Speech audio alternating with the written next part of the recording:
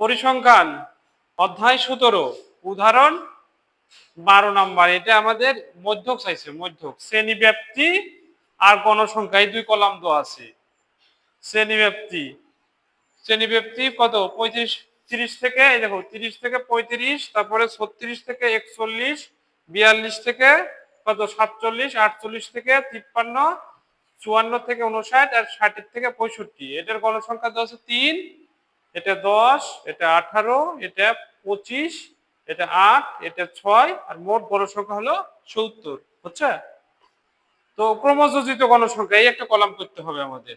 এই দুই কলাম দেওয়া ছিল আর রো 1 2 3 4 5 6টা রো দেওয়া ছিল আর কলাম দেওয়া ছিল এই দুইটা।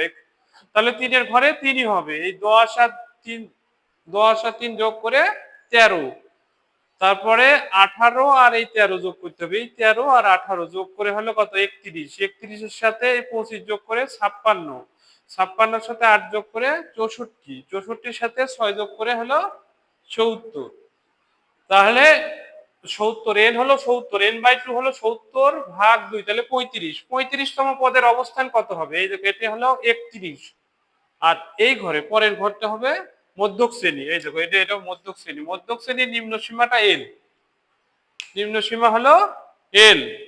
যেহেতু মধ্যকের সূত্র l plus n/2 minus fc into h divided fm, আর মধ্যক শ্রেণীর যেটা গণসংখ্যা সেটা হলো fm, আর মধ্যক যদি পূর্ববর্তী ক্রমযোজিত হলো fc। এই দেখো fc হলো সেজন্য 31 আর fm হলো 35 আর h হলো শ্রেণী ব্যাপ্তি। এই দেখো এটা থেকে এটা শ্রেণী ব্যাপ্তি হলো 6। তাহলে 48, l এর মান 48 বসাই দিছি, n/2 এর মান 35 বসাই দিছি, fc এর মান 31 বসাই দিছি, h এর মান 6, h আর হলো fm এর মান হলো 25।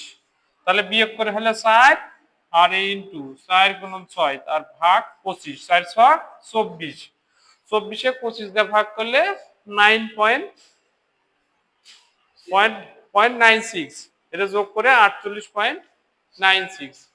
কি বুঝলে না কোন যা করলো? আর দেওয়া ছিল কি কি রে বাজিত?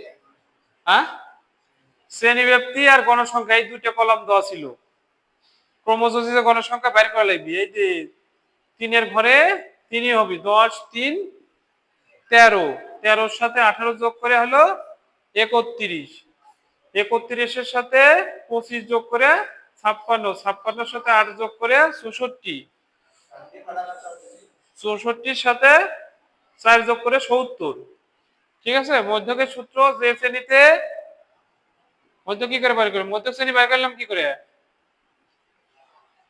এটা হলো কত n হলো 70, 70 এর 2 দিয়ে ভাগ করে 35, 35তম পদের অবস্থান এই যে 31 এর পরে যে এই পরের ঘর, এটা হলো মধ্যক শ্রেণী। 4853 এটা মধ্যক শ্রেণী।